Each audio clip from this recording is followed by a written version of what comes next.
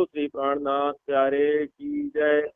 पंताओ सतगुरु चरण को करहूँ सप्रेम प्रणाम।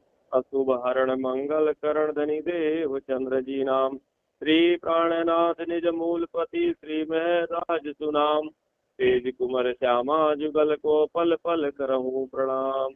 मेरी भव बाधा हरो राधा ना करि श्याम। तुम्हारी कृपा कटाक्ष से सुलभ होत निज धाम।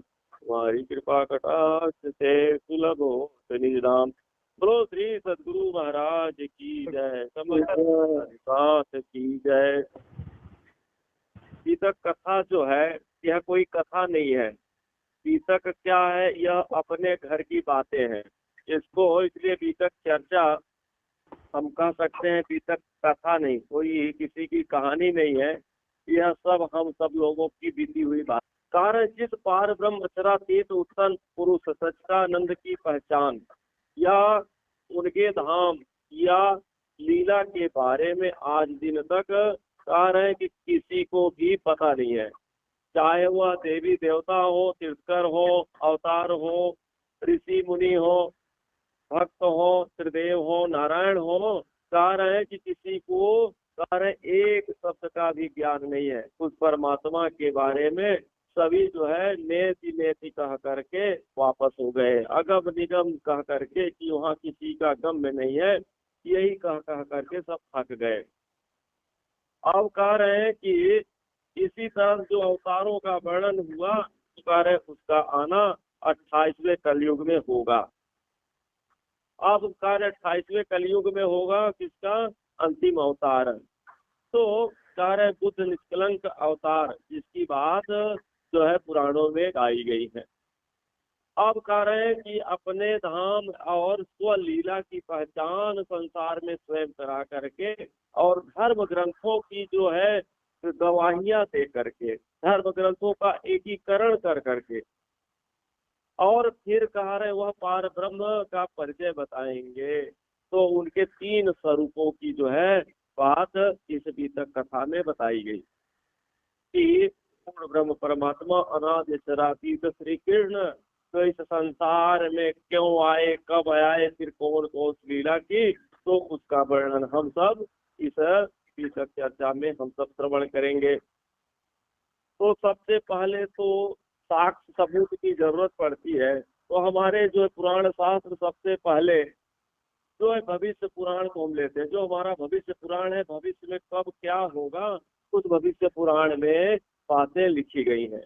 तो भविष्य पुराण में क्या कहा गया कि भविष्य पुराण में एक राजा कहे जो विचार और वचन जो है व्यास के ताको करो विचार।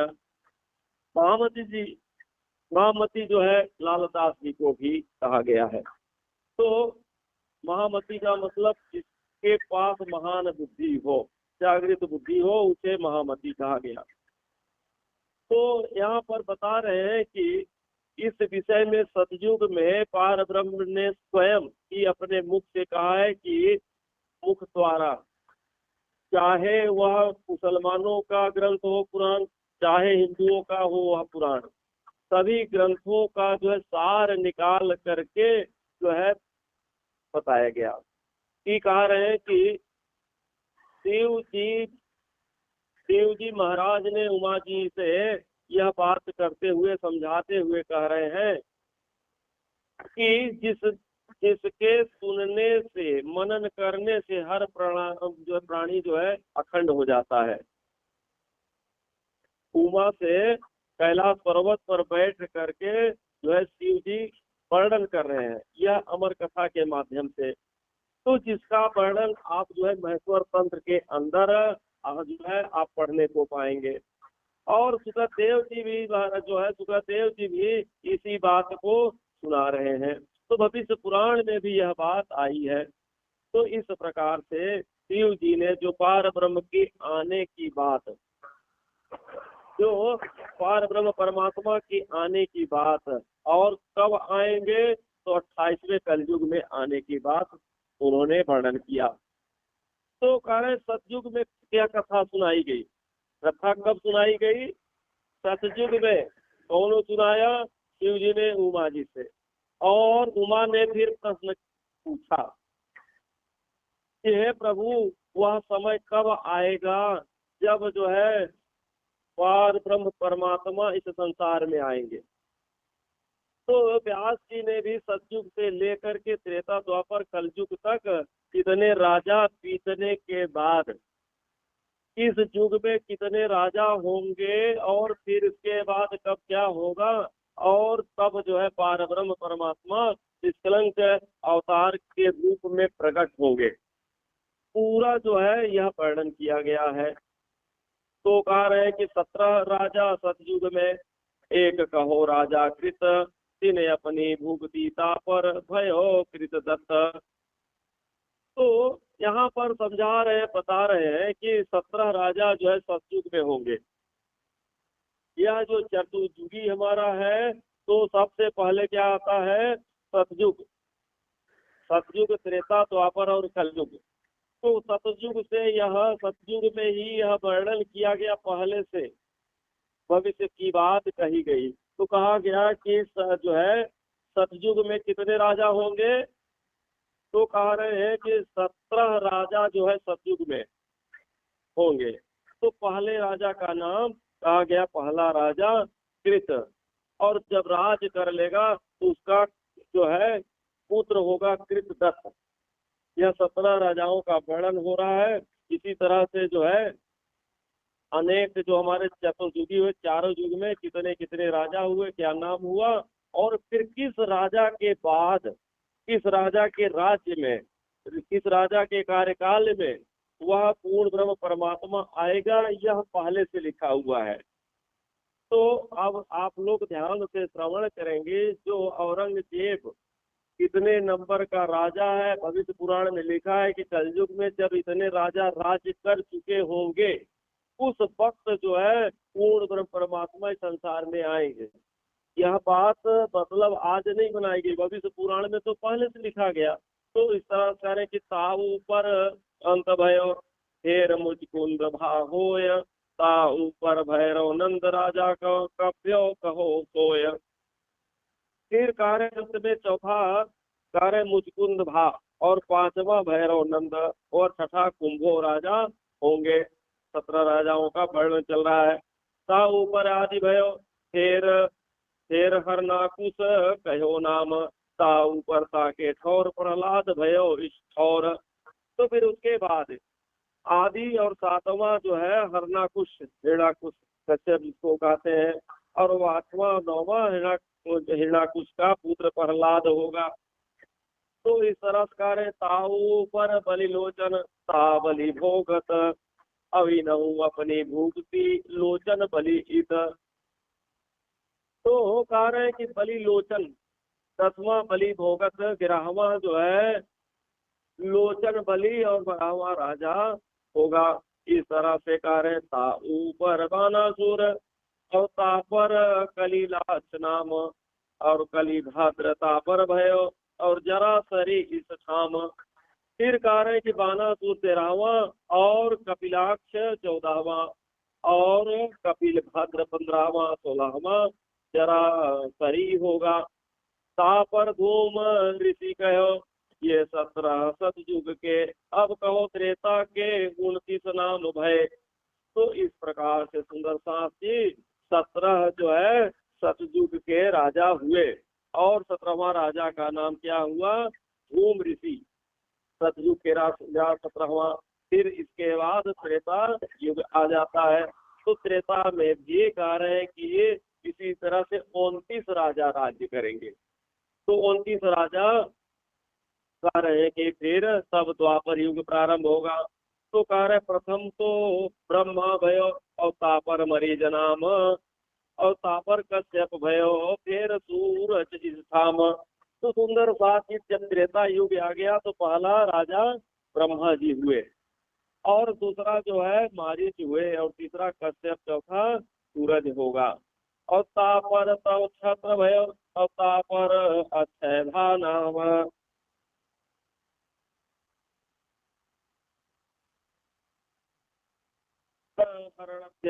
अविश्वामित्र इस ठाम।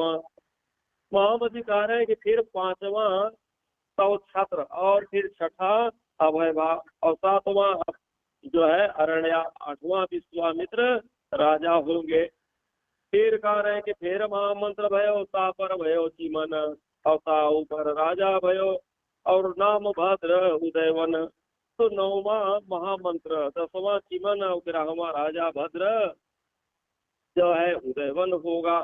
और तापर त्रिशंख भयो, और तापर हरिश्चंद्र होय, तापर रोहितास नाम, और मानदाता कहो सोय। इस तरह से सुंदर साथ जी 12वां जो है त्रिशंख राजा होंगे, और 13वां जो है हरिश्चंद्र, और 14वां राजा कर उनका पुत्र रोहित, तो रोहतास, और 15वां जो है मानधाता जो है उनके पुत्र राजा होंगे। इस तरह से कह रहे हैं कि फिर राजा सगर भयो, और फिर आशा मित्र नाम, तापर भागीरथ भयो दिलीप जो इस ठाम। राम जी कहते हैं इस तरह से 16वां राजा जो है सगर, और 17वां जो है आशा मित्र, 18वां भगीरथी, और 29वां दिलीप राजा राज्य करेंगे। अब कह रहे तापर रघु भयो, फिर अज अष्ठाम, तापर भयो दशरथ, फिर रामचंद्र नाम। इस तरह से 20वां राजा कौन से हो गए? रघु। और 21वां राजा जो हो गए अज, और 22वां जो है दशरथ, और 23वें नंबर में आ गए कौन? रामचंद्र भगवान होंगे राजा। इस तरह से कह रहे तापर लव भयो तापर अंतभान, तापर जो है कैलकी, तापर पवरपान। तो 24वें उनके पुत्र लव, और 25वां जो है अंतभान, लव के पुत्र अंतभान, और 26वां जो है कैलकी, और 27वां जो है पवरवान होगा राजा। और ता ऊपर सुंदरसन, और ता पर अग्निवरण, ये 29 त्रेता मिने भय राजा ऊपर धरन। तो इस तरह से वर्णन कर रहे हैं कि 28वां जो है सुदर्शन नाम के राजा होंगे, और 29वां राजा अग्निवर्ण। इस तरह से जब इतने राजा राज्य कर लेंगे, और कहा ले फिर क्या है, इसके बाद आ जाएगा द्वापर। त्रेता में 29, और सतयुग में 17 राजा। अब इस तरह से कह रहे हैं, शिव जी सुना रहे हैं किसको? पार्वती जी को। यह अमर कथा का यह वर्णन पहले से कर रहे हैं।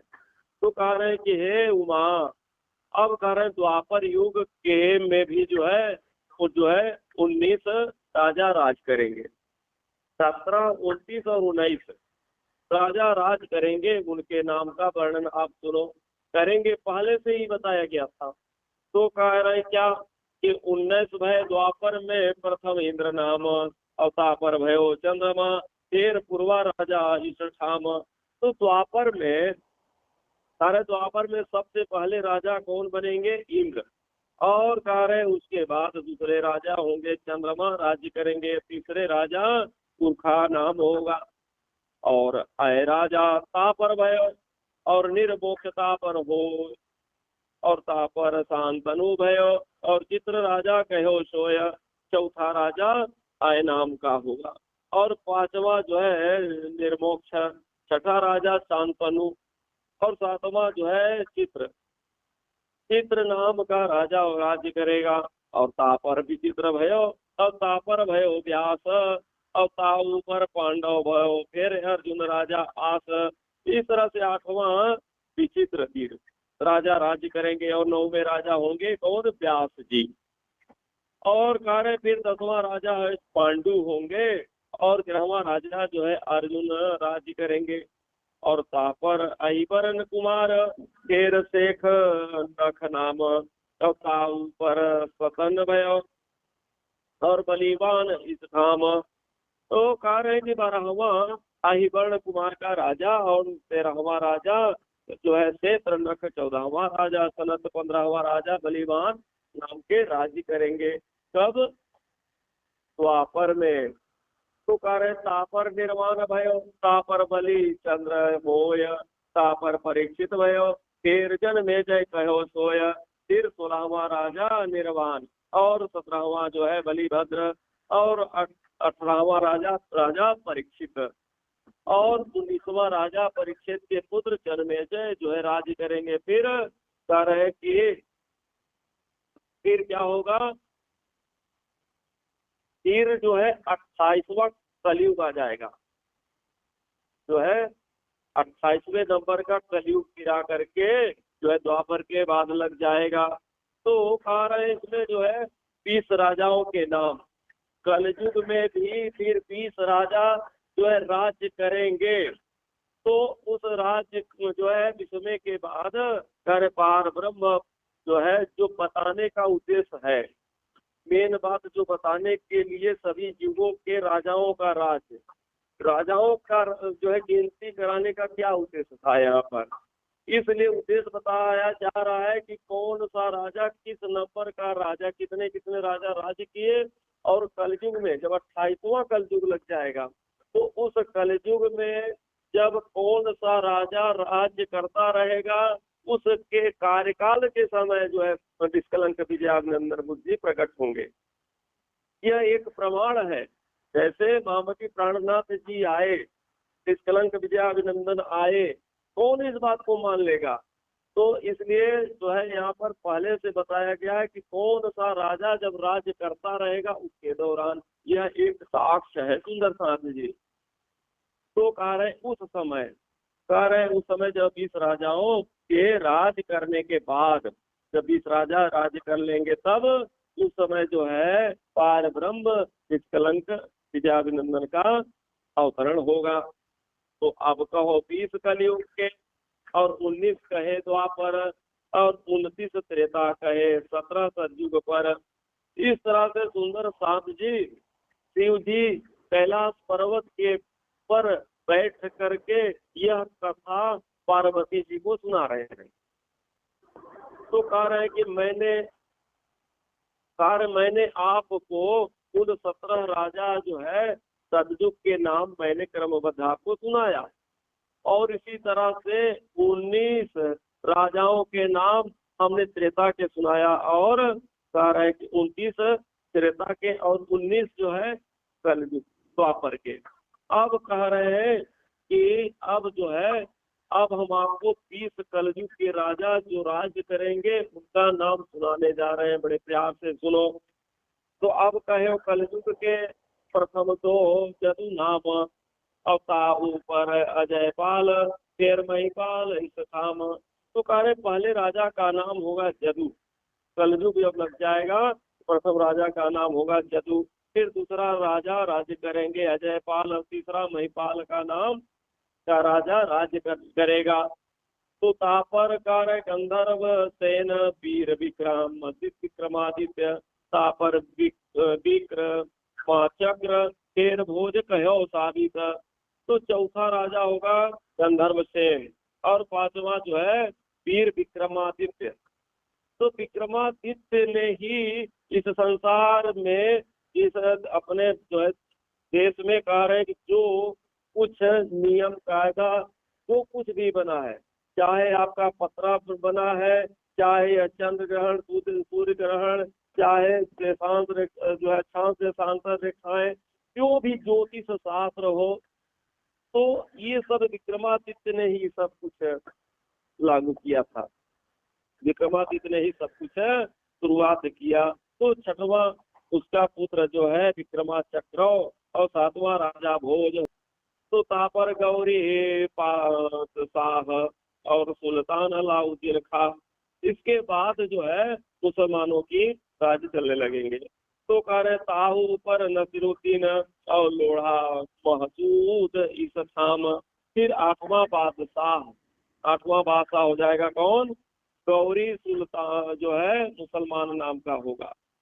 और 9वां जो है अलाउद्दीन जो है, 10वां जो है नसीरुद्दीन, 11वां लोढ़ा महसूद।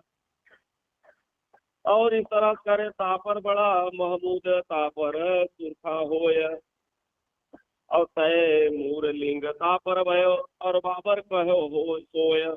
तो कह रहे फिर 12वां बादशाह जो है महमूद, और 13वां जो है सूर खां नाम का राजा राज्य करेगा, और 14वां जो है तैमूर लिंग नाम का राजा, 15वां बादशाह बाबर राज करेगा। ताऊ पर हुमायूं, ताऊ पर अकबर, ताऊ पर सलीम शाह शाहजहां, तीन पर। इस तरह से कह रहे हैं कि 16वां बादशाह हुमायूं होगा और 17वां हुमायूं का पुत्र अकबर और 18वां उसका पुत्र जो है कौन होगा, जहांगीर। और कह रहे फिर कह रहे 19वां शाहजहां नाम का बादशाह राज्य करेगा। शाहजहां, शाहजहां के नाम से जो है रोड भी बनी है, शाहजहां रोड। तो कह रहे था ऊपर औरंगजेब, ये कलयुग के नाम, आगे अवतार होएगा बुद्ध कलंकी इस खाम। जो पहले से जो है वर्णन किया गया था कि अब विश्वा राजा जब राज्य करेगा तभी निष्कलंक विजयाभिनंदन का अवतरण होगा। तो कह रहे हे उमा, अब जो है जिस बात को हम बताने जा रहे हैं उसको ध्यान से सुनो। तो विश्वा बादशाह औरंगजेब जो शाहजहां का पुत्र था, दोबारा जब वह राज्य करेगा तो उसके राज्य काल में ही, उसके कार्यकाल में ही निष्कलंक विजयाभिनंदन जो अवतार होना था वो अवतार होगा जिसकी सारी दुनिया इंतजार कर रही है। तो अब आप विचार करें कि जो भविष्य पुराण में पहले से ही लिखा हुआ है, जो शंकर जी पार्वती जी को समझा करके बता रहे हैं कि जब विश्वा राजा राज्य करेगा उसी वक्त जो है निष्कलंक विजयाभिनंदन संसार में आएंगे। लेकिन अभी तक तमाम जो है लोग जो है निष्कलंक विजयाभिनंदन के आने का जो है अभी इंतजार कर रहे हैं। तो कह रहे हैं कि उसमें ही पार ब्रह्म की शक्ति प्रकट होगी पार्वती, और इसलिए कह रहे हैं उसको बुद्ध निष्कलंक कहा जाएगा। मतलब जिसके अंदर कोई कलंक नहीं होगा, निष्कलंक होंगे, ऐसा बुद्धि उसके अंदर होगा, क्योंकि वह अपने साथ पराशक्ति अर्थात जागृत बुद्धि का ज्ञान लेकर के आएंगे। तो सारे जिसके बिना आज दिन तक सारी दुनिया पार ब्रह्म परमात्मा का वर्णन करने में असमर्थ रही है। अब कह रहे जो जागृत बुद्धि के ज्ञान को लाने वाला अवतार होगा वही जो है बुद्ध निष्कलंक, जो वह जागृत बुद्धि को लाएगा वही बुद्ध निष्कलंक अवतार जो है कहा जाएगा। तो श्री महामती कहे साथ जी, शास्त्र कहे यो कर, अब आगे अपनी बीतक सो लीजय चितधर। अब एक भी मोबाइल है। आप कह रहे अब बड़े मत के धनी, अब कह रहे बड़े मत के धनी स्वयं जो है, बड़े मत के धनी किसको कहा गया, महामती प्राणनाथ जी को कहा गया। तो कर शास्त्रों के प्रमाण से अपनी पहचान करा रहे हैं। यह एक शास्त्रों का मत है कि वह पूर्ण ब्रह्म परमात्मा कब आएंगे। तो इस तरह से कह रहे हैं कि उसके राज्यकाल में निष्कलंक विजयाभिनंदन जब विश्वा राजा राज्य करेगा तो कह रहे हैं कि वह जागृत बुद्धि का ज्ञान लेकर के आएगा, जिसके बिना आज दिन तक किसी ने पार ब्रह्म परमात्मा का वर्णन नहीं कर सका। अरे लाइट जलाए ना, बहुत अभी जलेंगे। तो इस तरह से सुंदर साथ जी कह रहे श्री महामती कहे साथ जी, शास्त्र कहे यो कर, आगे अपनी भी तक सो लीजिए चितधर। यह कह रहे हैं कि यह जो है किसी दूसरे की जो है बात नहीं है। अब बड़े मत के धनी स्वयं शास्त्रों के प्रमाण दे दे करके समझा रहे हैं कि अपने 28वां कलयुग औरंगजेब के राज्य में और वही निष्कलंक विजयाभिनंदन जिसका इंतजार कर रहे हैं, कह रहे हैं कि पार ब्रह्म का, कह रहे हैं कि स्वयं मैं ही हूँ। ऐसे मेरे सुंदर साथ जी कह रहे ये तो शास्त्रों की पहचान से मैं आपको बताया, शास्त्रों ने यह पहचान कराई है।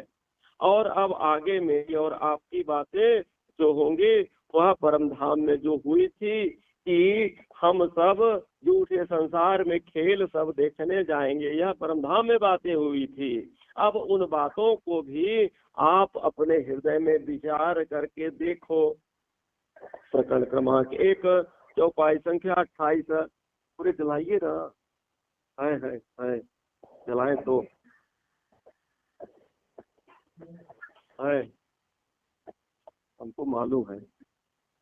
तो अब आप चलेंगे प्रकरण क्रमांक 2 में। तो इसमें जो है महाकारण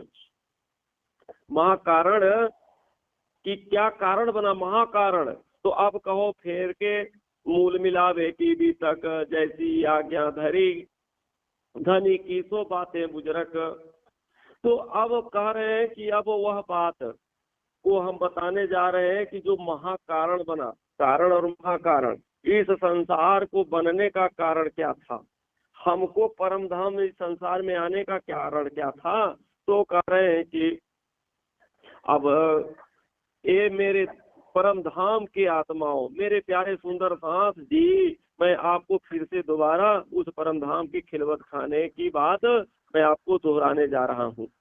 तो परम धाम में हमारी और राज्य महाराज जी से क्या चर्चाएं हुई थी, क्या बात हुई थी, उस कारण जिस कारण से यह संसार बना, हमको संसार में आना पड़ा। तो कह रहे हैं उसकी जो है हकीकत मैं आप सबको बताती हूँ। तो पहले मूल अद्वैत में और भौम जहाँ इश्क और तहाँ प्रेम रबद में भया हुक्म हक। तो कह रहे सर्वप्रथम क्या बातें हुई कि परम धाम में, परम नाम के अंदर हम सब लोगों ने इश्क रबद किया। इश्क रबद मतलब प्रेम का विवाद किया, किससे, पूर्ण ब्रह्म परमात्मा अनादित्रातीत श्री कृष्ण से। तो वहाँ तो पार ब्रह्म की जो है स्वलीला होती है, अद्वैत लीला होती रहती है। जहाँ इश्क की भूमि है, प्रेम की भूमि है, वहाँ आनंद ही आनंद है। तो उस आनंद के धाम में हम लोगों की जो है एक वार्तालाप हुई कि हे धनी जी, हम सबसे ज्यादा सबसे अधिक प्रेम हम आपसे करते हैं। धनी ने कहा कि नहीं, हम आपसे प्रेम करते हैं।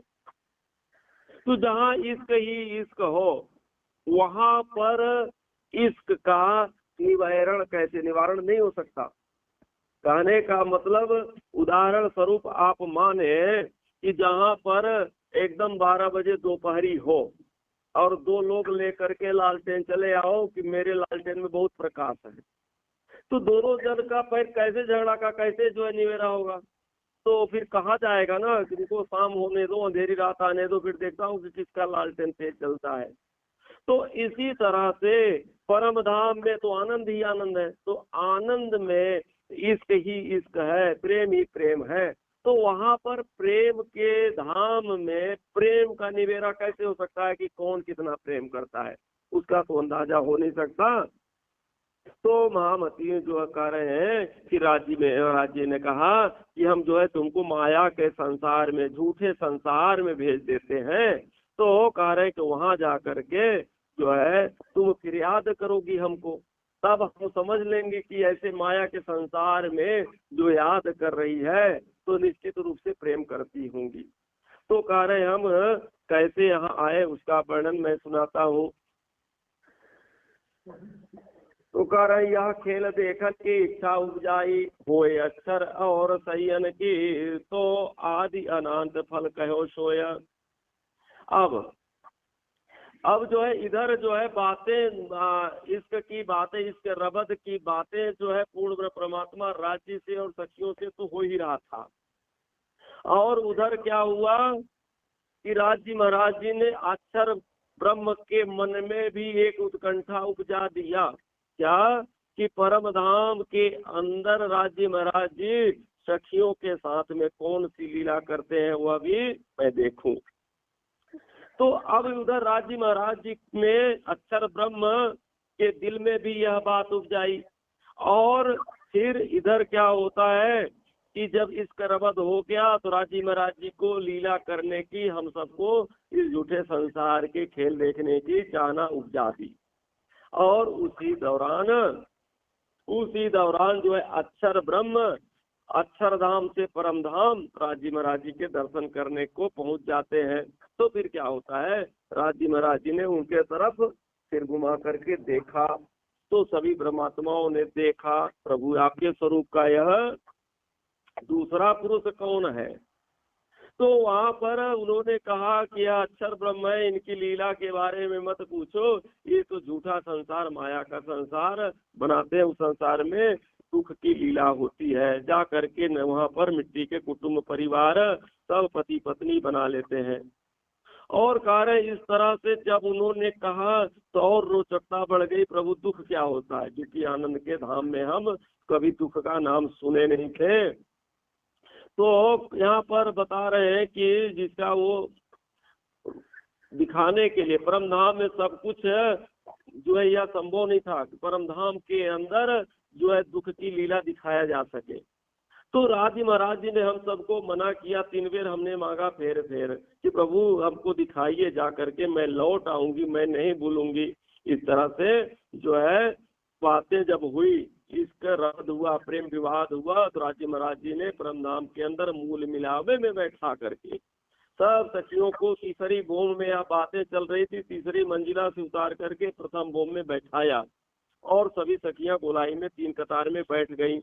और फिर परमधाम में सब के ऊपर फरामोशी का आवरण डाल दिया। फरामोशी मतलब होता है सपना, जैसे आप बैठे हो, कोई हम ऐसे सपना डाल दे, सब लोग सपना देखने लगे।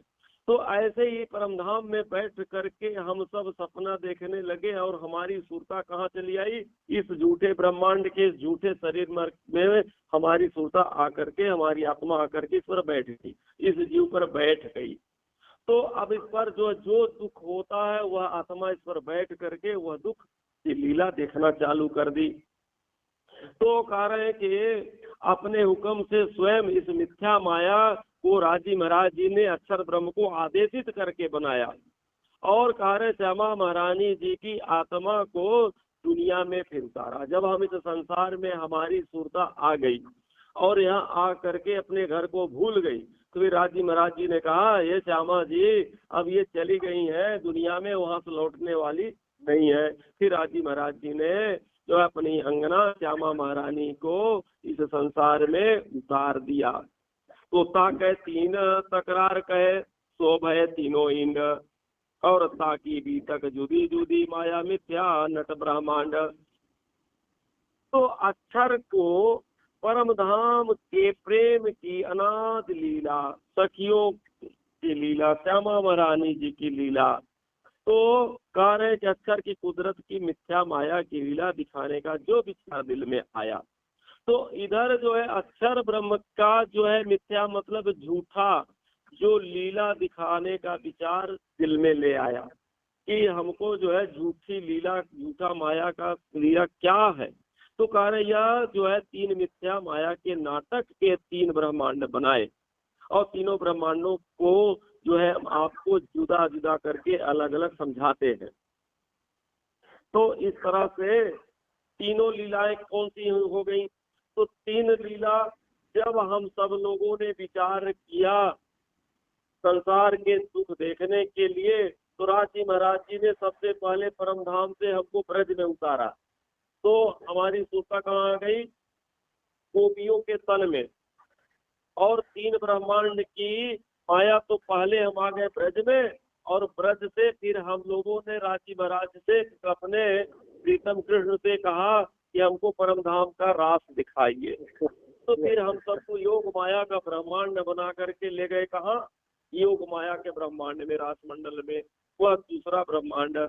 और तीसरा फिर से जो है परम धाम में पहुंचे, वहां पहुंच करके हम लोगों ने कहा राजी महाराज जी मैंने तो दुख देखा नहीं, तो हमारी इच्छा पूरी नहीं हुई। तो राजी महाराज जी ने फिर यह तीसरा ब्रह्मांड, यह जो जागनी का ब्रह्मांड है, इसको बना करके खड़ा कर दिया। तो कह रहे कि पहले 11 बरस और ऊपर 52 दिन, काल माया ब्रह्मांड में खेले मिल निज जन। तो जब हम सब पहले गोपियों के तन में आए थे, तो पहले 11 बरस और 52 दिन तक पूर्ण ब्रह्म परमात्मा जो माया में आए थे, तो कह रहे हैं कि उन्होंने यहाँ पर लीला किया। और कह रहे हैं कि आज तो मूल सूरत है अक्षर कीजिए है, और जिन चाहा देखो प्रेम स्नेह, तो सूरत धनी को ले आवेश, नंद घर की प्रवेश। तो सुंदर साथ जी यहाँ पर समझने की बात है, जो नए सुंदर साथ है जिसको पता नहीं है, हम जो है राजी महाराज जी को कृष्ण के रूप से जानते मानते हैं, तो विशेषकर उनको समझने की बात है कि जेल के अंदर जो प्रकट हुए, कहाँ, मथुरा के जेल के अंदर, देवकी और वसुदेव के जो पुत्र कहे गए, तो वहां पर जो है विष्णु भगवान अवतार लेकर के उनके पिछले जन्म की बात कहते हैं कि तुम पिछले जन्म में क्या थे।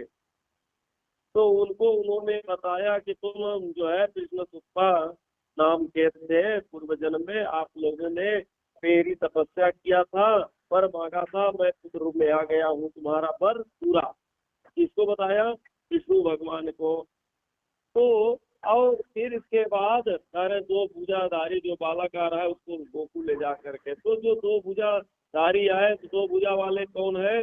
गोलोक धाम राधा के पति गोलोकी किरण दो भुजा वाले हैं, और विष्णु भगवान जो वैकुंठ के हैं चार भुजा वाले हैं, चक्र वाले।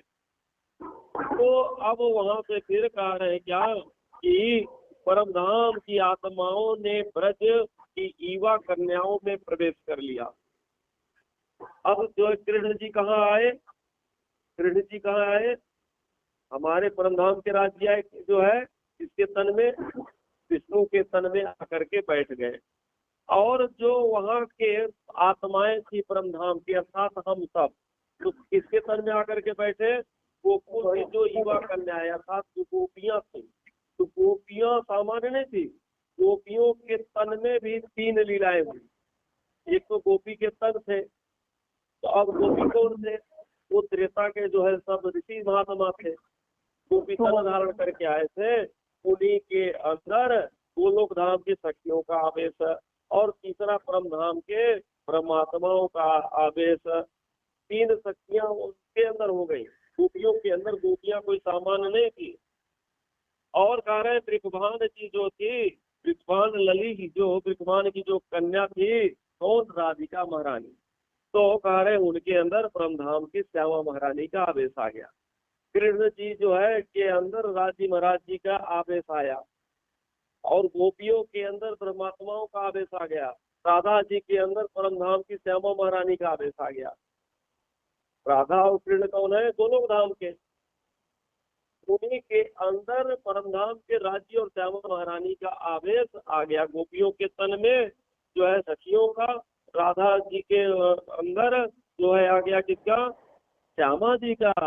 और कृष्ण जी के तन में आ गया परमधाम वासी श्री कृष्ण का, अनादिशरातीत श्री कृष्ण। और परमधाम में कौन है? अनादिशरातीत श्री कृष्ण। गोलोक धाम में कौन है? राधा के पति कृष्ण। और विष्णु के जो विष्णु है उनका केवल उनका विष्णु जो तन धारण किए उनका नामकरण मात्र कृष्ण हुआ, जबकि कृष्ण वो नहीं है। तो कह रहे इस तरह से सुंदर शास्त्र जी। अब इसकी पहचान जो कुछ है आपको मैं प्रमाण दे करके समझाती हूँ। इस तन के अंदर बैठे अक्षर ब्रह्म और अक्षरातीत की पहचान करने के लिए शंकर भगवान जी इनको सतयुग में से पता चला। इनको सतयुग में ही पता था। तो भविष्य पुराण के अंदर जो वर्णन हुआ, जो पार्वती जी को कथा सुना रहे थे शंकर जी, तब सतयुग में यह लीला होगी, उस समय होगी कलयुग में। तो कह रहे कि तुरंत कह रहे भिखारी का रूप धारण करके गोकुल में नंद जी के द्वार पर भिक्षा का बहाना करके यशोदा माता जी के दर्शनों के लिए विनती करने आए थे। आप सब जो है रासलीला जब देखते हो या भागवत कथा में प्रसंग आता है कि यशोदा जी के घर में जब उनका अवतरण हो गया, इस कृष्ण की परमधाम से पूर्ण ब्रह्म परमात्मा के जो है अनादिशरातीत श्री कृष्ण का जब अवतरण सतयुग में ही उनको पता हो गया था कि कलयुग में 28वें कलयुग में जब 20वां राजा राज्य करेगा उस समय आने वाले हैं। 20वां तो इधर हुआ कलयुग में, तो उस समय जो है इनको पता था कि नंद जी के घर में आने वाले हैं। तो कह रहे हैं कि अब द्वापर की बात है, पता उनको कब चला था? सतयुग में ही शंकर जी वर्णन कर चुके थे। तो उनके दर्शन करने के लिए सारे के शास्त्रों में इसका प्रमाण है कि जो है वो तड़प तड़प करके जो है रात्रि बिताने लगे शंकर जी। और कह रहे हैं कि जैसे ही प्रातः हुआ तो कह रहे हैं कि वहां पर वो पहुंच जाते हैं। और कह रहे मिथ्या तन में बद चुकी जो है शरीर की जो है, शरीर जो है क्या है, मिथ्या मिट जाने वाला शरीर है। इसके शरीर के अंदर वह परमात्मा आकर के बैठ चुके हैं। तो कह रहे जवनीत में देखिए सुपन यऊ जे हम ब्रज बधू जन उपजत ही मन आशा धनी, और हम कब मिलती अपने घनी। तो यह प्रकरण बता रहे हैं कि प्रकाश हिंदुस्तानी से आप देखें उसमें भी यह वर्णन किया गया है। गोपियों ने जो परम धाम का संबंध प्रातः अपने प्राणनाथ अपने धनी के हिसाब से श्रृंगार किया था। गोपियों ने परम धाम का संबंध जान करके जो प्रातःकालीन जो श्रृंगार करती थी, तो अपने प्राणनाथी को अपने धनी मान करके श्रृंगार किया, और जिसका प्रमाण जो है भागवत के अंदर आया है। किंतु व्यास जी ने कोई वर्णन उसका नहीं कर पाया। बात तो आ गई भागवत के अंदर, पर वर्णन नहीं कर पाए। गोपियां कह रहे कि वो गोपियों ने श्रृंगार क्यों किया। जब गोपियों ने सुना कि जो है नंद जी के यहाँ जो लल्ला हुआ है, सुनते हुए ही सुबह सुबह उन्होंने श्रृंगार करना चालू कर दिया। अब यहाँ पर कह रहे हैं कि वह श्रृंगार उन्होंने क्यों किया। यह तो समाचार सुना कि जो है यशोदा जी का पुत्र हुआ है, पर यह सुनकर के गोपियों को भी बड़ा आनंद हुआ। उन्होंने सुंदर सुंदर आभूषण, सुंदर सुंदर वस्त्र और जो है अंजन आदि जो है लगा करके अपना जो है 16 श्रृंगार साज करके गई। क्यों कि उनको जो है ऐसा लगा कि हमारे जो है पिया जो है यहाँ पर आए हुए हैं। तो कह रहे हैं कि इस तरह से हमारे धनी ऐसी नाटक की लीला दिखा करके हमें बुलवाएंगे।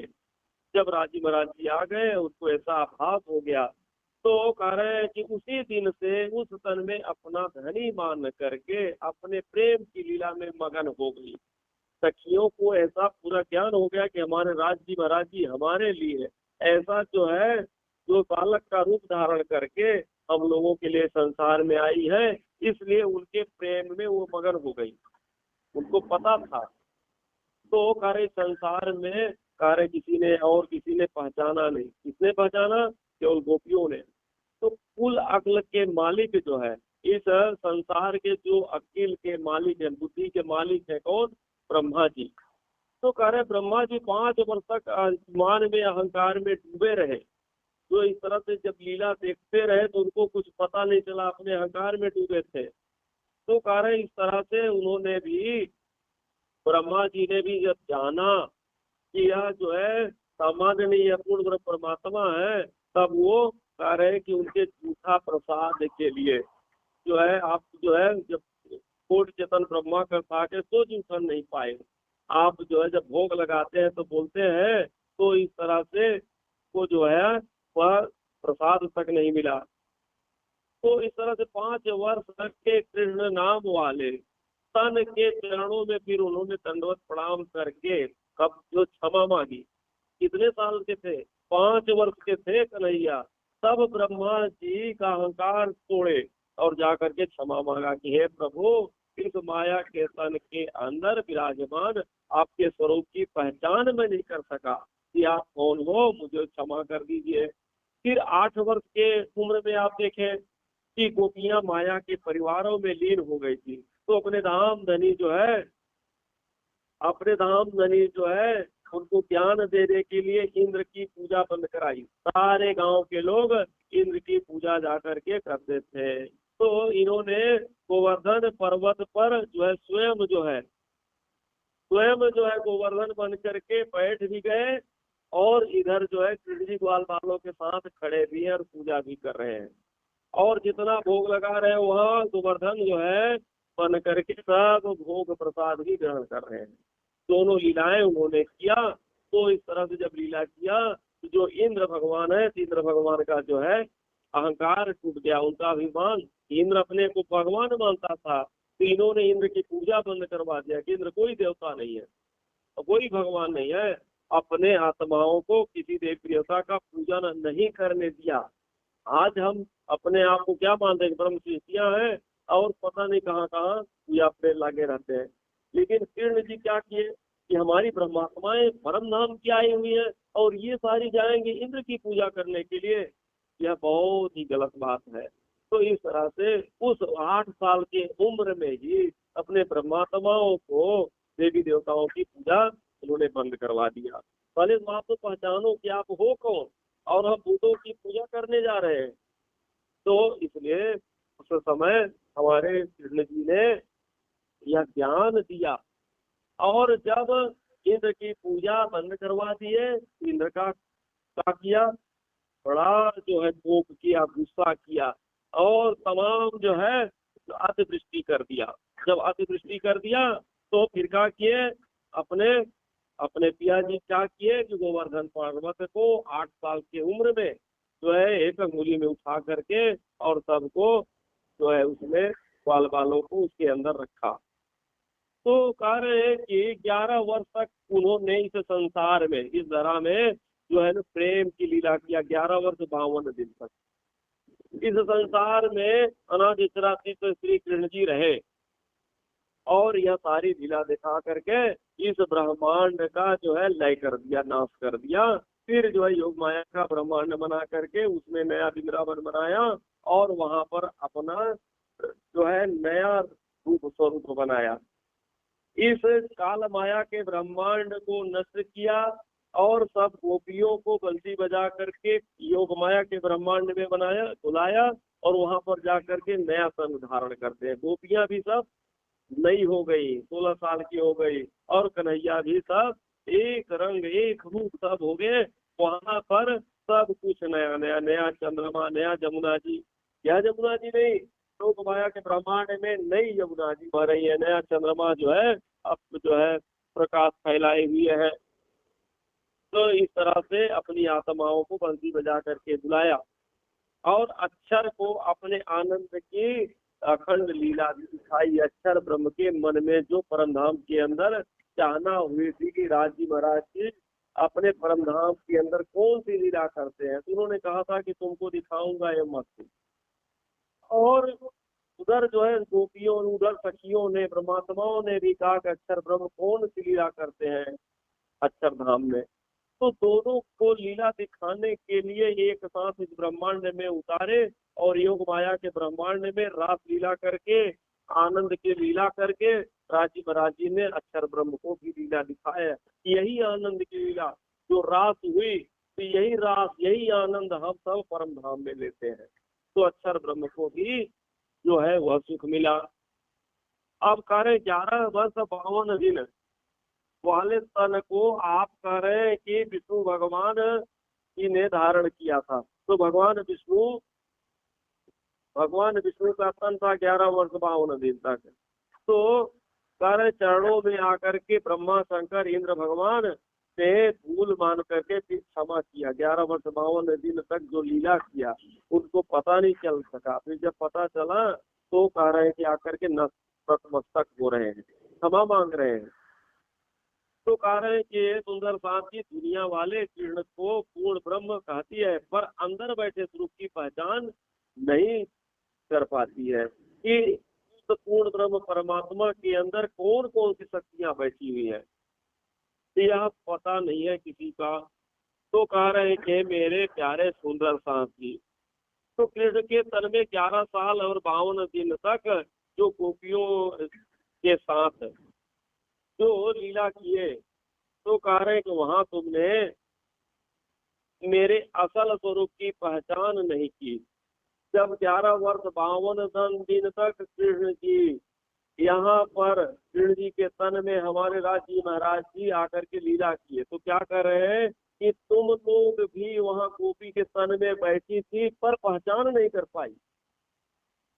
ऐसा माया का नशा चढ़ा हुआ था कि साथ में रहते हुए भी कृष्ण को हम सब पार ब्रह्म तो मानती थी, पर कह रहे हैं कि उनको पहचान नहीं कर पाई कि इनका और हमारा संबंध क्या है परम धाम का। तो पीछे आए रात में और इंद्र जोग माया जागृत, अब जहाँ विरह विलास दो देख के फिरे इत। अब करे इसके बाद क्या हुआ दूसरा ब्रह्मांड योग माया का, यह काल माया का ब्रह्मांड ब्रज की लीला हुई, और योग माया का ब्रह्मांड जहाँ रास हुई वह अलग ब्रह्मांड बना, जहाँ कृष्ण तत्व अखंड तत्व से बना। और यहाँ पर क्या है, यह झूठा ब्रह्मांड है। और कह रहे हैं कि बार बार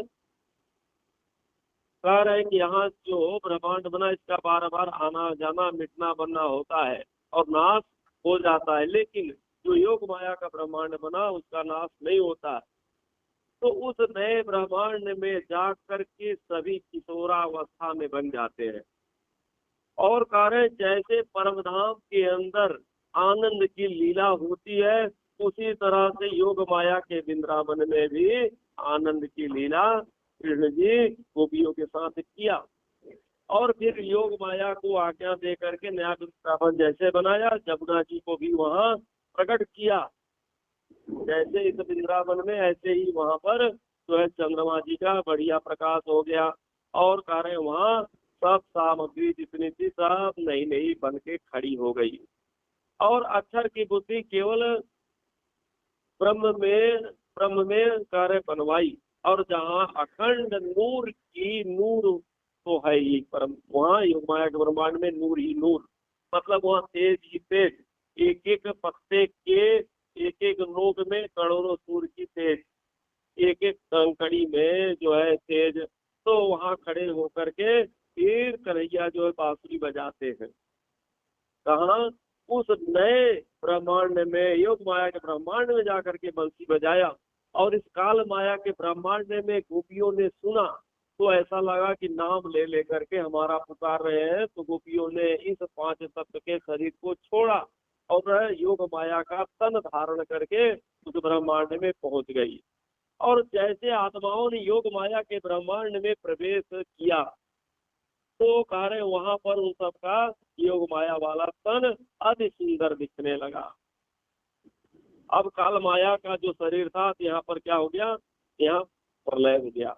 अर्थात इस शरीर को उन्होंने छोड़ा, नया तन धारण किया, योग माया के ब्रह्मांड में प्रवेश करके। तो बांसुरी का बजना जो है तो 14 लोक के नर नारियों ने सुना। सुना तो सभी ने बंसी बजी तो, पर कह रहे हैं कि पहुंच नहीं सकते थे। पहुंचा कौन, केवल गोपियां भर पहुंची है। तो और न तो किसी को यह पता चला कि कहाँ पर रास हुई। पता किसको चला, केवल गोपियों को चला।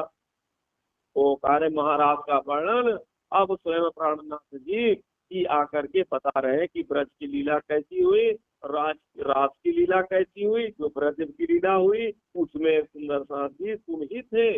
और तुम ही सब योग माया के ब्रह्मांड में जाकर के आप ही रास में थे। और वहां जाने के बाद परम धाम में आपकी चाहना दुख देखने की पूरी नहीं हुई थी। राजी महाराजी ने फिर इस ब्रह्मांड को जिसका तक खड़ा किया और जागने के ब्रह्मांड में आप सबको फिर से ले आकर के उतार दिया। अब यहाँ आकर के और फिर से हम सब इस दुख को देख रहे हैं। तो करया स्वरूप ने यह वृंदावन, ये जमुना तटसार, और घर थी 3 ब्रह्मांड थी अलगो थे तार समय की दो निर्धार। अब जोत पकड़ी ना रहे दूजा बेदिया आकाश, जाय लिया इंद्र तीसरा जहाँ अखंड रजनी रास। तो मेरे प्यारे सुंदर साथ जी, अब आप ही विचार करो कि काल माया का ब्रह्मांड का तो प्रलय हो गया था। जब गोपियां चली गई तो सब प्रलय हो गया। तो व्यास जी तो क्या कोई भी रहा नहीं, तो कोई उसका वर्णन फिर कैसे कर सकता है। जब काल माया का ब्रह्मांड उस समय तक जो सबके अंदर ज्ञान था, जब नष्ट हो गया काल माया का ब्रह्मांड, तो फिर उसका फिर वर्णन कौन कैसे कर सकता है। जब कोई देखने वाला हकीकत हो तब ना। तो कारण कि जब वहां पर फिर व्यास जी के अंदर जो ज्ञान था कुछ रह नहीं गया, तो भागवत में तो व्यास जी ने इस तीसरे नए ब्रह्मांड के प्रतिबिंब की जो लीला हुई, तो 11 दिन की लीला जो हुई उसका वर्णन उन्होंने किया। आप समझ रहे हैं ना। जब जो पहले ब्रज में लीला हुई उस समय जो ज्ञान किसी विद्वान के अंदर आया या व्यास जी के अंदर आया, तो जब काल माया का लय हो गया तो जिसके अंदर जो इसके हृदय पटल में जो ज्ञान था वो सब नष्ट हो गया। तो फिर उस ब्रज का जो ज्ञान था, ब्रज की जो लीला थी, उस लीला का वर्णन फिर कौन कैसे, भागवत में जो लीला हो रहा है फिर बताओ कैसे हुआ, व्यासजी फिर कहाँ से पाए ज्ञान। तो यहाँ पर यही समझा रहे हैं कि सुंदर साथ जी कि योग माया के ब्रह्म में जो रास हुई, तो उस रास का जो है प्रतिबिंब फिर यहाँ आया। उसका प्रतिबिंब जैसे टीवी में आप प्रतिबिंब देखते हैं, ओरिजिनल तो कहीं और लीला होती है, कहीं और बैठ करके समाचार सुना रहा है, लेकिन आप यहाँ सुन रहे प्रतिबिंब में। तो योग माया के अखंड वृंदावन के आनंद का विलास और विरह जो दोनों लीलाएं हुई, आनंद की लीला हुई, उसी बीच कृष्ण जी जब अंतर ध्यान हो जाते हैं तो वहां पर फिर विरह की लीला होने लगती है, तब व्याकुल हो गई गोपियां। तो कह रहे दोनों लीलाओं का आनंद हम लोगों ने लिया। तो कह रहे हैं कि फिर अक्षर ब्रह्म इस लीला में सब भूल गए थे, तो उनको सुध देने के लिए अंतर ध्यान हो करके अपना जोश राजी महाराज ने खींच लिया था। जो है अब सब भूल गए थे कि यह क्या हो रहा है, उनको बस लगने लगा कि हम ही सब कुछ है, हम ही परम धाम की जो लीला कर रहे थे उसी तरह से आनंद ले रहे थे। अब किसी को पता नहीं था, थोड़ी देर के लिए राजी महाराज जी जो अपना जोश सबके अंदर डाले हुए थे उस जोश को खींच के थोड़ी देर के लिए, तो अब सब जो है व्याकुल हो गए और वहां पर जो कृष्ण जी अंतर ध्यान हो गए, किसी को दिखाई नहीं दिए।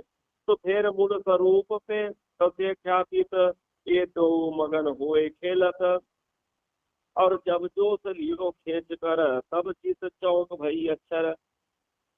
अब यहाँ पर करे परमधाम में विराजमान मूल स्वरूप अक्षरातीत श्री कृष्ण जो है प्राणनाथ जी ने अपनी शक्ति को जैसे ही वापस खींचा। प्राणनाथ जी यहाँ कहा जा रहा है, तो प्राणनाथ जी कोई व्यक्ति नहीं है, प्राणनाथ जी कौन है, अपने राज्य के लिए ही कहा गया। तो यहाँ पर कह रहे हैं कि जो अक्षरातीत स्वरूप प्राणनाथ जी का था परम है, तो उसने अपनी शक्ति को यहाँ जो रास मंडल में अक्षर के अंदर अपने जोश को डाला था, उस जोश को खींचा। तो थोड़ी देर के लिए जैसे प्रधानमंत्री के अंदर से उस पद को हटा दिया जाए, उस पद को जब निकाल दिया जाए तो फिर कौन बचेंगे, सांसद हो गए ना, प्रधानमंत्री का तो पावर गया। तो थोड़ी देर के लिए वो फिर क्या हो गया, सब चौंक गए, कह रहे क्या हो गया। तो कार्य ब्रह्म की आत्मा उस योग माया वाले जो तन, क्योंकि यह काल माया का ब्रह्मांड से ही छूट गया, योग माया का तन जो था, तो अक्षरातीत ने उस तन पर रास दिखाने के लिए नटवर भेष धारण किया था। योग माया के ब्रह्मांड में कृष्ण जी जो है अपना स्वरूप कैसा बनाए थे, नटवर, जैसे कोई पदाड़ी हो, खेल खिलाने वाला हो, इस तरह से कह रहे एक नटवर का रूप धारण किया था, बड़ा मनमोहक। उसको देख करके सब चौंक उठी और बोली, और वह बोले तो कह रहे कौन बन कौन सखिया कौन हम, यो चौक के फिरी आतम, और रासया या मिले जागृत बुद्ध, चुभ रही हृदय में सुध। अब कह रहे कि ये सब होने पर फिर से कह रहे वो जो लीला वह स्वप्न में देख रहे थे। ये लीला हम सब कहाँ देख रहे थे, परमधाम के अंदर स्वप्ना में। जैसे चारपाई पर आप लेटे रहते हैं और पूरी रात्रि भर सपना में नया नया खेल देखते हैं, तो इसी तरह से कह रहे हैं कि यह लीला स्वप्न में हम सब देख रहे थे, वह जागृत बुद्धि के में जाकर के अखंड हो गई।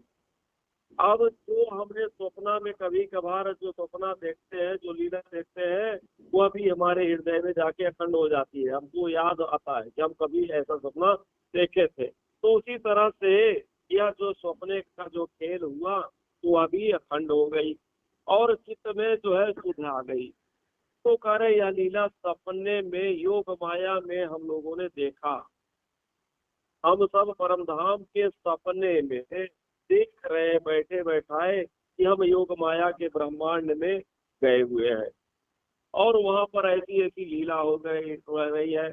उधर सखियों को भी यह विरह का योग फिर देखना पड़ा। जब अंतर ध्यान हो गए, अपने सखी को राजी महाराजी थोड़ी देर के लिए खींचा, तो सब सखियों ने विरह का दुख देखा। तो दोनों को शुद्ध दिलवाने के पश्चात अब परम धाम का आवेश लेकर के उत्तर में प्रवेश कर लिया। तो राजी महाराज जी दोनों जाए सुख का और दुख का दिखाने के बाद फिर जो है उनके जोश को, उनके आवेश को निकाल करके गोपियों के तन से परमात्माओं का, राधा जी के तन से श्यामा महारानी का, कृष्ण जी के तन से राजी महाराज जी का, तीनों के अंदर से परम धाम की जो है सत्ता बैठ करके खेल देख रही थी, वह सत्ता निकल करके कहाँ चली गई? अपने घर परम धाम वापस पहुंच गई। अब करें कि आया स्वरूप करने श्रृंगार, अब भजनानंद सुख लिए अपार, तो आतम खेले मिले खात, सुख जो सदियों कई भांत। अर्थात अक्षरातीत प्राणनाथ जी ने फिर से परम धाम के अंदर की लीला जो उन्होंने मांगी थी वह सब सुंदर साथों को दिखाई और सबके मनोरथ को पूर्ण किए। तब वहीं पर जमुना जी में स्नान कर रास वाले वस्त्र जो है रास वाले वस्त्र उतार करके नए वस्त्र धारण किए। फिर रास मंडल में योग माया के ब्रह्मांड में अनेक प्रकार की राम से हुई रास की लीलाएं हुई तरह तरह की। इसका वर्णन बहुत अच्छे ढंग से परिक्रमा में है। तो फिर रास करने के बाद जो रास का वस्त्र था, गोपियों ने जो पहना था, राधा ने जो पहनी थी, वो सारे वस्त्र वहीं पर जो है उतारने के बाद दूसरा वस्त्र स्नान करने वाला सबने पहना। कहाँ? योग माया के ब्रह्मांड में जहाँ रास हुई। तो अब स्नान करने वाला दूसरा वस्त्र पहन करके और वहाँ पर जो नूतन यमुना जी बह रही है, उस यमुना जी में जा करके सभी जो है स्नान करते हैं। तो स्नान में भी तरह तरह की लीलाओं का वर्णन है कि किस तरह से पानी सब जो है सखियां फेंकने लगती है, मानो कि जैसे पहाड़ खड़ा हो गया हो। उधर कन्हैया जी है और उधर जब कन्हैया जी जो है पानी फेंक रहे हैं, तो कोई गोपियां, कोई सखियां दिखाई नहीं दे रही हैं। इस तरह से जो है कई प्रकार की रामते कर करके उस नए जमुना जी में जो है योग माया के ब्रह्मांड में सब लोगों ने स्नान किया। तो फिर कह रहे हैं कि जब जा करके फिर बैठा करके उन्होंने पूछा कि यह वृंदावन आप लोगों को कैसा लगा। तो तब गोपियों ने अति महिमा गाते हुए कहा कि ब्रज वाली लीला से कोटि गुना यहाँ सुख हम सबको मिला। जो ब्रज की लीला आपके साथ हमने किया उससे करोड़ों गुना आनंद इस योग माया के ब्रह्मांड में आया पिया जी। तो कार्य इस स्वरूप ने और इस वृंदावन ने जो पीरा के वियोग में हमें चलाया, आनंद तो बहुत गुना आया। लेकिन जब अंतर ध्यान हो गए तो कह रहे हैं कि हमको जो है यहाँ पर वह वियोग जो जलाया, तो कह रहे हैं कि वह अग्नि के झालों के समान हम सबको लगा और ऐसा लगा जैसे कोई श्मशान हो। वह पीरा हमको श्मशान की तरह जो है जलाने लगा।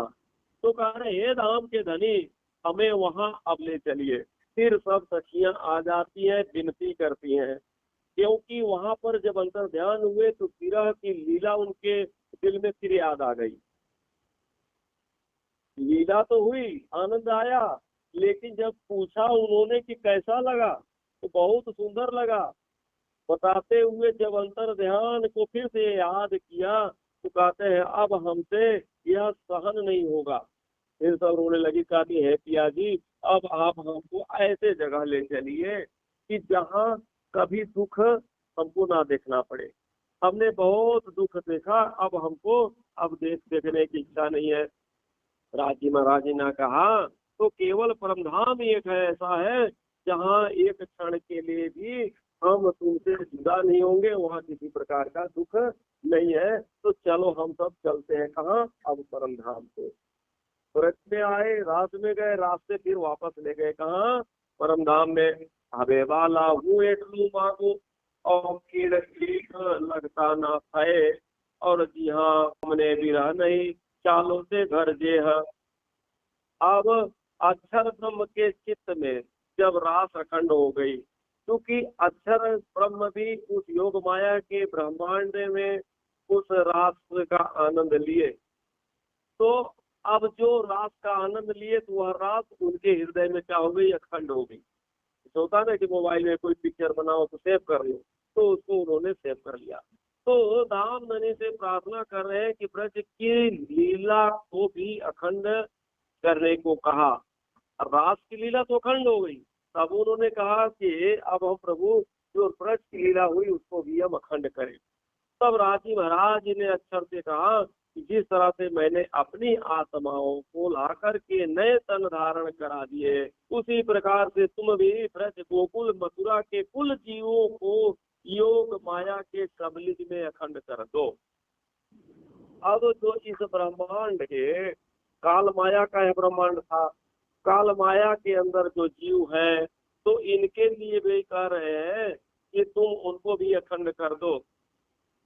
तो फिर कह रहे हैं कि फिर इस काल माया के ब्रह्मांड में वह जो योग माया के ब्रह्मांड में रास हुई थी, उस लीला का त्यों का त्यों यहाँ पर प्रतिबिंब उतरने लगा। तो कह रहे तब अक्षर ने कहा कि हे धनी, पहले वाले प्रश्न तो हम और कृष्ण के तन में बैठ करके लीला कर रहे थे, अब कृष्ण कौन बनेगा, अब कृष्ण कौन बनेगा, तो परमधाम में चले गए। तब विराजी महाराज जी ने कहा जीवों के साथ उसके मालिक विष्णु भगवान है। इस संसार के मालिक कौन है, विष्णु भगवान। तो कह रहे हैं कि अब विष्णु भगवान ही लीला कर सकते हैं, क्योंकि वहाँ के मालिक वही है। इसलिए उस विष्णु भगवान को अखंड कर दो, तो वह ज्यों के त्यों लीला करने लगेंगे। अब विष्णु भगवान यही लीला वहाँ पर करने लगेंगे। तब अक्षर ने ऐसा ही किया, क्योंकि वह जीवों को अखंड कर सकते हैं, इसलिए वह विष्णु भगवान 11 साल 52 दिन वाले स्वरूप में आज भी लीला कर रहे हैं। 11 वर्ष 52 दिन का जो स्वरूप था कृष्ण का, तो विष्णु भगवान उसी स्वरूप में जो है लीला करने लगे। तो कह रहे अखंड वृंदावन की रास, इस वृंदावन में रास नहीं हुई, कहाँ हुई, अखंड वृंदावन योग माया के ब्रह्मांड में हुई सुंदर साथ जी। तो जो लीला विरह की और विलास की दोनों लीला दिखाए, और राजी महाराज जी श्यामा महारानी जी अपनी आत्माओं को लेकर के भी परम धाम को चले गए। तो रास को सबलिक ब्रह्म में केवल ब्रह्म से हटा दिया, हटा करके अखंड कर दिया। आज तक बांके बिहारी कृष्ण के तन में न अक्षर है न अक्षरातीत है। अब बांके बिहारी कह रहे हैं यहाँ पर, मतलब विष्णु भगवान के तन में जो कह रहे हैं कि जो अक्षर ब्रह्म का और अक्षरातीत ब्रह्मधाम वाले श्री कृष्ण का जो आवेश था, तो कह रहे हैं अब नहीं है। राधिका जी के तन में श्यामा महारानी जी का जो आवेश था वह अब नहीं है। तो कह रहे बाकी गोपियों के तन में आत्माएं भी नहीं है, जो परमधाम की आत्माएं गोपियों के तन में बैठ करके लीला देख रही थी वह भी नहीं है। वह शक्तियां आई थी लीला करके, वह शक्तियां अपने यथास्थान को वापस चली गई। अब केवल उस तन का नाम रह गया। कृष्ण जी के जो है विष्णु जी के तन में कृष्ण जी का आवेश आया था, गर्ग जी ने उनका नाम कृष्ण रख दिया। अब वह सत्ता निकल करके चली गई, फिर भी जब चली गई तो नामकरण तो बाल लीला में हो जाता है, बाल स्वरूप में हो गया तो नाम तो रह गया। जैसे अपने बालक का नाम आप रख दे कि कन्हैया, तो आपने रख दिया तो कन्हैया तो नहीं हो गए, कृष्ण नहीं हो गए ना। ऐसे ही विष्णु के तन का नाम कृष्ण रख दिया गया। तो दरअसल में जो नाम है तो गोलोक धाम के हैं, उसी तन में जो अनाथ शराती श्री कृष्ण परम धाम के हैं, तो दोनों शक्तियां आकर के बैठी थी, इसलिए उनका नाम कृष्ण हुआ। तो कह रहे वह परम धाम को चली गई, इसलिए उस रास वाले कृष्ण को और राधिका जी को कह रहे हैं कि हमारा संबंध नहीं है। जो परम धाम वाली सत्ता जब चली गई, शेष जो तन बचा, जिस तन का राधा नाम, जिस तन का कृष्ण नाम रह गया, तो कह रहे सुंदर साथ जी उस नाम से, उस तन से हमारा कोई संबंध नहीं है। हमारा संबंध कब तक का था, 11 वर्ष 52 दिन तक था। जिस तन में हमारे परमधामवासी जो है कृष्ण का, राजी महाराज जी का आवेश था तब तक का। तो पीछे योग माया को भयो पतन, तब नींद रही अक्षर सय्यन, अब ब्रज लीला तो बांधी सूरत, और अखंड भई चढ़ आई चित। तो अब उधर कह रहे कि परम धाम में जब आत्माएं पहुंच गई और अक्षर धाम में अक्षर ब्रह्म की आप गई, तो फिर क्या होगा, सब परामोशी का आवरण कार्य नहीं हटा। इसलिए खेल में जो अति दुख का वर्णन सुना था, कार्य उसकी बार बार मांग करके धनी से कहा कि माया ने हमारा क्या बिगाड़ दिया। अब वहां पर पहुंच गए तो फिर से ताव दिखाने लगे राजी महाराज जी से कि पहले तो राजी महाराज जी आप बोले थे कि माया में चली जाओगी, वहां से लौट नहीं पाओगी। हमने कहा कि माया हमारी कुछ नहीं बिगाड़ पाएगी, हम जाएंगे खेल कूद करके आगे। तो फिर जाकर के फिर हम सब अकड़ने लगे। देख लीजिए, हम गए, ब्रज की लीला देखा, रास की लीला देखा, दुख का संसार देखा, आ गए ना लौट करके, माया हमारी कुछ नहीं बिगाड़ी। तो वहां पर जो तामसी सखियां थी उन्होंने कहा कि अभी तो हमारा कुछ पेट भरा नहीं, हमने तो अच्छे से दुख को देखा नहीं, क्योंकि साथ में जब कृष्ण जी थे तो जितने दुख आते थे एक पल में समाप्त करते गए। तब अक्षरातीत राजी महाराज जी ने कहा इस ब्रह्मांड में त्रिदेव नए बनाओ। अक्षर ब्रह्म को आदेश देते हैं कि इनका अभी पेट भरा नहीं है, अब यहाँ करके बड़ी नई नई बातें कर रही है। तो हे अक्षर ब्रह्म, तुम ऐसा सुंदर ब्रह्मांड बनाओ, तुरंत जो है नए त्रिदेवा बनाओ, नए ब्रह्मा विष्णु महेश बनाओ, और करें कि विष्णु पर शक्ति गोलोक वाले बाल मुकुंद को बैठाओ, और उस ब्रह्मांड के ब्रज गोकुल मथुरा वाले जीवों पर अखंड गोलोक के ब्रज गोकुल और मथुरा की जीवों की पूर्ता को पहले बैठाओ। और लीला ज्यों की त्यों फिर यहाँ पर होनी शुरू हो गई। तो ब्रजरास दो अखंड कर चेतन बुद्धि गिरे मन, ये ब्रह्मांड तीसरा जहां मोहम्मद आए कुशन। तो कह रहे कि इस तरह से हे मेरे प्यारे सुंदर जी, ऐसा काजी महाराज जी ने क्यों करने को कहा, अब यह बात आप सुनो।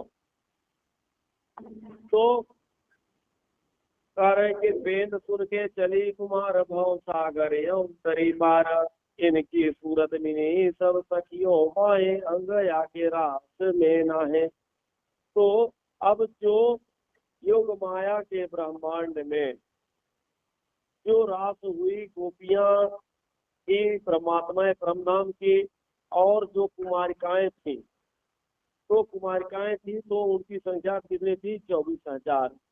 तो उस रास में वो भी गई थी। तो वो कहाँ की वासनाएं थी, अक्षरधाम की। तो ये यहाँ पर यही बात समझा रहे हैं कि ऐसा राज्य जी ने करने के लिए क्यों कहा, क्योंकि तो परम धाम की जो अक्षर ब्रह्म की कारण कोई सूरताएं पहले ब्रज वाले तन में नहीं थी, तो कारण जो अखंड हो गई उसकी लीला देखने के लिए अक्षर ब्रह्म ने 24,000 सूरताएं बनाई थी, 24,000 कुमारिकाएं बनाई थी। तो जो उनको भी उनके मन में ऐसी चाहना आ गई थी कि हम भी जो है कृष्ण जी के साथ लीला करें। तो 11 वर्ष के बाद उनको भी किशोरावस्था में लाया गया, और वो कृष्ण कन्हैया के तन सारे जिनके तन में अक्षरातीत लीला कर रहे थे, उसे यह मांग की थी कि इनके साथ हम भी लीला करें। कहाँ सारे यह इनके साथ में हम भी उस आनंद की लीला को कह रहे कि उस लीला को हम भी देखें, हम भी करें। उनके मन में ऐसी चाहना हो गई थी, तो उनको भी वहां ले जा करके उनको भी जो है आनंदित किया। तो कह रहे कि जो बल किया नरसइये कोई करे ना, और हद के जीव बेहद की लीला देखी ठौर, नरसैया दौड़िया रथ को बानी करे रे पुकार, रस जाए हुआ अंदर आड़े दरवाजे चार। हे मेरे प्यारे सुंदर साथ जी, तो सारे वह 4 दरवाजे की जो बात आई है इस प्रकार से, पहला जो है नरसैया जो दरवाजे पर खड़ा रह गया, उस जो कह रहे उस आनंद को नहीं ले पाया। तो कह रहे कि जो है दरवाजे पर तो पहला दरवाजा गोल, और दूसरा जो है शरीर, दूसरा सूक्ष्म और उसके तन में जीव था। तीसरा कारण यह सारा 14 लोक का जो ब्रह्मांड है। चौथा जो है महाकारण योग माया का ब्रह्मांड था, तो जिसमें हद का जीव जा नहीं सकता था। हद का जीव मतलब है 14 लोकों के ब्रह्मांड का जीव जो है उस रास मंडल में प्रवेश नहीं कर सकता था। तो कह रहे अब उधर परम धाम में श्रीराज जी महाराज जी अक्षरातीत पूर्ण परमात्मा सच्चिदानंद ने विचार किया, यदि ब्रज और रास की तरह कृष्ण या किसी और के तन में बैठ करके लीला करो तो संसार वाले मेरे परम धाम की जो आत्माएं भी तन में देखेंगे तो मेरे स्वरूप की पहचान नहीं कर पाएंगे। राजीव महाराज जी ने क्या कहा कि परम धाम की जो परमात्माएं हैं तो हम रास का जो इसी तरह से लीला करें, रास की तरह कृष्ण या किसी और के तन में अगर हम बैठ करके लीला करते हैं तो जब हम ब्रज में कृष्ण जी आए, गोपियों ने क्या पहचाना? नहीं पहचाना, भले साथ में थी। और जब रात में चली गई तो वहां भी नहीं पहचानी, बस उनको लग रहा था कि मेरे आत्मा के पति है, पर यह नहीं पता चला कि परम धाम का इनका हमारा संबंध है। इसलिए जीवों के असल परमात्मा ईश्वरी सृष्टि के महाप्रभु और ब्रह्म के परम धाम धनी कैसे जाहिर होगा? तो करें विचार करके परम धाम के सचिवों से कहा तुम खेल में जा तो रही हो तो निश्चित ही जा करके भूल जाओगी। अब मैं तुम्हारे कारण अपना जो है रसूल को परम धाम की गवाहियां लेकर के तुमको जगाने के लिए भेजूंगा। तो कहे हके कहा और जिन तुम जानो भूल इससे इमाम ले आयो मैं भेजूंगा रसूल। एक चिरंतन का प्रकरण है। तो हाथी मीठे सुतन हक के कहो कहेगा तुम्हें रोए रोए तुम भी सुन सुन रोए सी पर होश न आवे कोई। तो मैं करूं अपनी भेजूंगा देख लेसी तुम माफक देसी अर्थ की निशानियां पर तुम चिन्ह ना सको हक। तब रूहों ने कहा 100 बार आजमा करके आप देख लेना राज्य कि मैं तुझे संसार में जाकर के भूल नहीं सकती हूँ। केवल बातें सुना सुना करके मत बहकाओ कि जा करके भूल जाओगी लौट नहीं पाओगी, ऐसा संसार है यार, इस तरह से हमको मत करो, बहकाओ मत हमको। तो कह रहे ये दिखाओ अपनी साहिबी और कैसा इश्क है तुम राजी करो दिखाए के हम बैठे पकड़ कदम।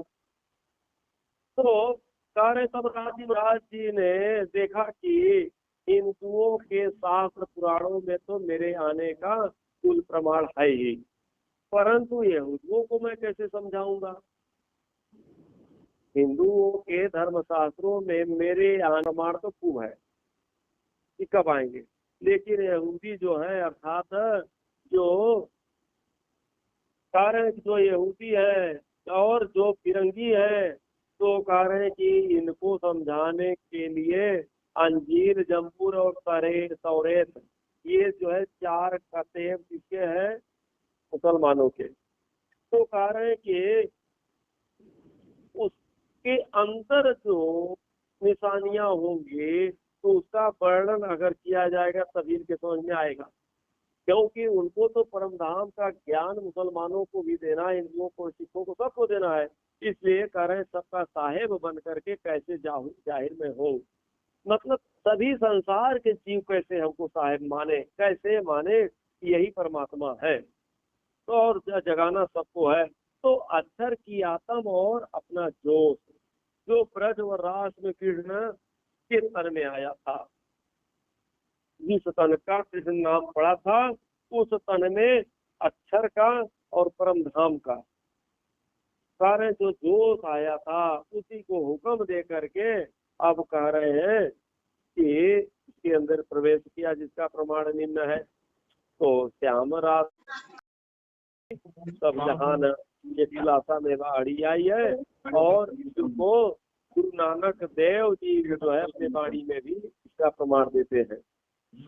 तो कह रहे हैं कि पार जात गोपी ले आया बिंद्रा बन में रमन किया और ले नीले कपड़े वस्त्र पहने और पूरक पठानी अमल किया। गुरु नानक साहब देव की वाणी में भी यह बात आई है।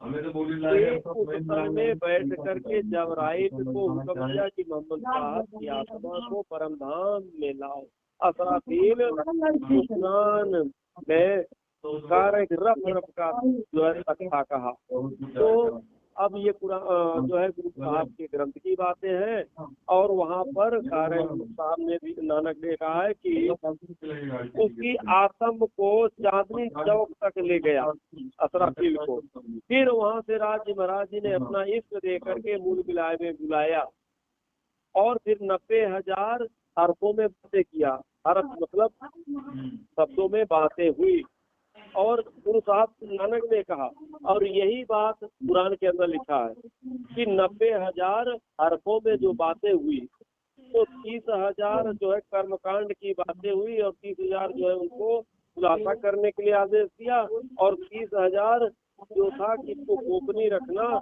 जब जो है परमात्मा आएंगे तो खुलासा करेंगे।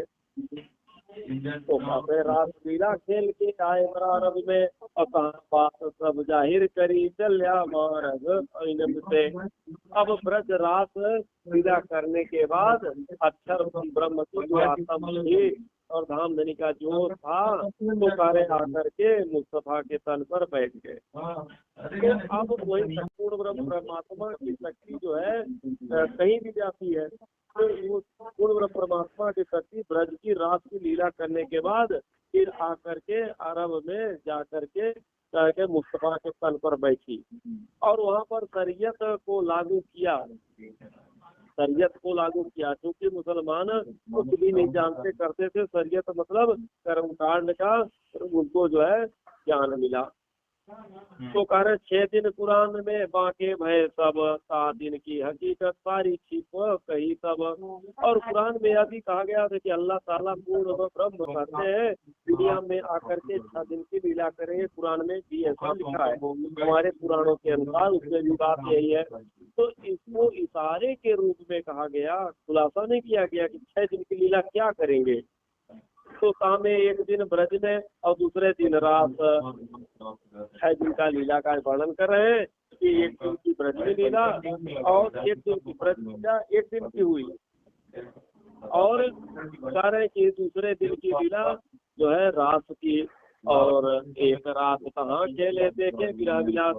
तो 6 दिनों का जो बात आई, तो 6 दिनों का ब्यौरा इस तरह की, एक दिन ब्रज की लीला, और जो है इसको कुरान में खुद नबी के घर तूफान का आना कहा गया था। खुद नबी किसको कहा गया? नंद जी को, है ना।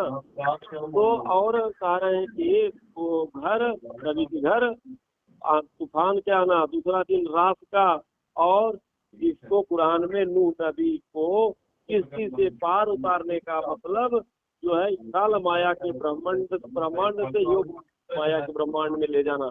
हम कहते हैं, मुसलमानों में क्या कहते हैं कि किस्ती में पार उतारा।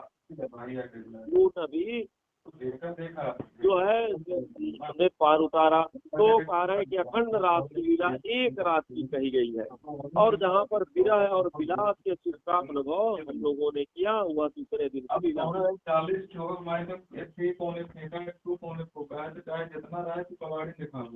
तो मनोरथ पीछे रहे तब तीसरो भयो इंद्र, सामे आए बरारब, आमर फैलाया ब्रह्मांड। इसके बाद ब्रजरास हट करके जब वापस धाम की आत्माएं चली गई, तो खेल देखने की इच्छा हम सबकी बाकी रह गई कि हमने तो अच्छे से तुमको देखा नहीं। तो कह रहे यह तीसरा ब्रह्मांड काल माया के बना करके अक्षर ब्रह्म ने फिर से खड़ा कर दिया, और जिसमें सबसे पहले राजी महाराज जी की शक्ति ने अक्षर की आत्मा के साथ अरब में मोहम्मद के तन में आकर के प्रवेश किया, और परमधाम के अखंड ज्ञान से इस्लाम धर्म को खड़ा किया। यहीं पर आज की जो है चर्चा हम ब्रेक करते हैं, और आगे की चर्चा अपन कल जो है बरारब की चर्चा जो है कल जो है श्रवण करेंगे। बोलो श्री प्राणनाथ की जय हो।